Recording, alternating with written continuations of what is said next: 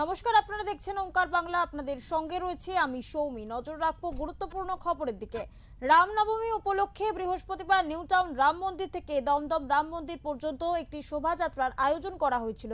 সেই উপলক্ষে এদিন সকাল থেকেই নিউ টাউনে ভিড় জমান আয়োজক ও বিজেপির সমর্থকরা।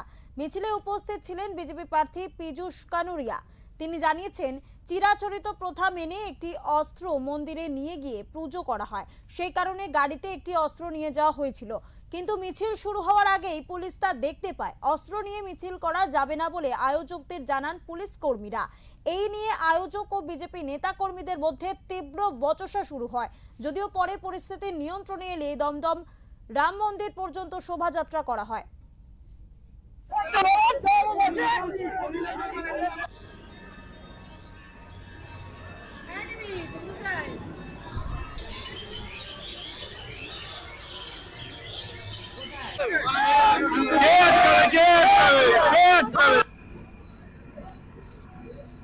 পুলিশের কাজ, এরা আমাদের মধ্যে লড়াই লাগাবে, কেউ কোনো কাজ করবেন না, এরা কথা শুনবেন না।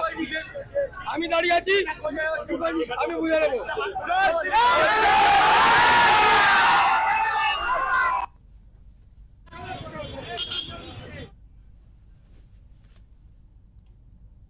এ বিষয়ে কথা বলবো আমাদের প্রতিনিধি মানস চৌধুরীর সাথে। মানুষ, জানতে চাইবো নিউ টাউন রাম মন্দির থেকে দমদম রাম মন্দির পর্যন্ত রামনবমীর আজকে এবং সেক্ষেত্রে রামনবমীর জন্য মিছিল করা হয়েছিল। এই মুহূর্তে যেমনটা খবর পাওয়া যাচ্ছে যে মিছিল করায় অস্ত্র নিয়ে যাওয়ায় পুলিশ কর্মীরা বাধা দেয় এবং তারপর বচসা শুরু হয়। এই মুহূর্তে পরিস্থিতি ঠিক কিরকম রয়েছে?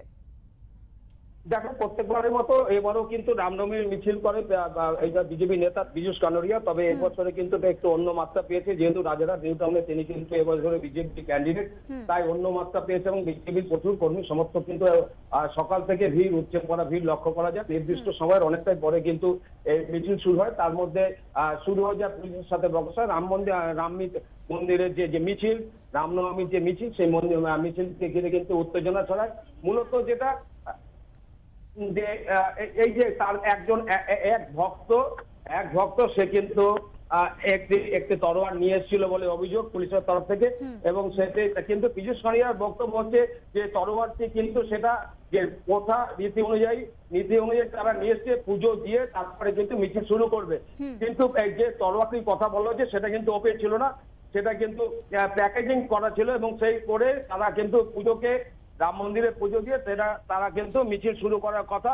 কিন্তু পরবর্তীকালে এই নিয়ে কিন্তু পুলিশের তরফ থেকে বিশাল গন্ডগোল শুরু হয়। তারা কিন্তু এর ফলে উত্তেজনা ছড়ায় এবং যে পীযূষ কানুরিয়া যে রাজ্যের তৃণমূলের যে প্রার্থী, তার সাথে কিন্তু বাগবিতণ্ডা জড়িয়ে পড়ে এবং তার বেশ কিছুক্ষণ কিন্তু উত্তেজনা ছড়ায় এবং ভক্তরাও কিন্তু উত্তেজিত পড়ে। পরবর্তীকালে কিন্তু সেটা তারপরে কিন্তু আস্তে আস্তে কিন্তু মিছিল শুরু হয়। অনেকটাই পুলিশের উচ্চপদস্থ আধিকারিকরা আসে, তাদের সাথে তিনি কথা বলেন এবং কথা বলে কিন্তু মিছিল শুরু হয়। পীযূষ কানুরিয়ার বক্তব্য, এটা আমাদের রীতি অনুযায়ী, এটা কোনো আমাদের কিন্তু ওপেন কিছু করা হয়নি। ভক্ত নিয়েছিলেন, সেটাকে পুজোর জন্য নিয়েছিলেন। আমি প্রত্যেক বছর রামনবমীর মিছিল করি, কিন্তু কোন রকম একটা কেউ কালির দাগ দেখাতে পারবে না যে এখানে আমাদের অস্ত্র নিয়ে মিছিল হচ্ছে। পুলিশ ইচ্ছাকৃত ভাবে একটা গন্ডগোলের চেষ্টা করছে, এমনটাই অভিযোগ কিন্তু পীযূষ কানুরিয়া।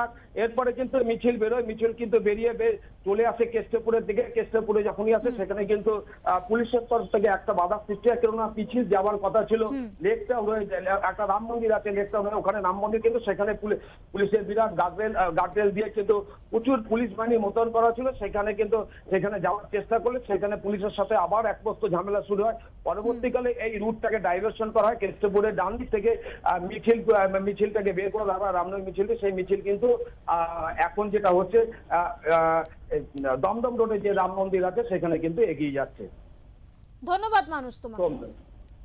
রামনবমীর মিছিল ঘিরে উত্তেজনা। নিউ টাউন থেকে রামনবমীর জন্য মিছিল শুরু হয়েছিল, সেই মিছিল দমদম রাম মন্দির পর্যন্ত হওয়ার কথা। ইতিমধ্যেই পরিস্থিতি কিছুটা স্বাভাবিক রয়েছে এবং মিছিল চলছে।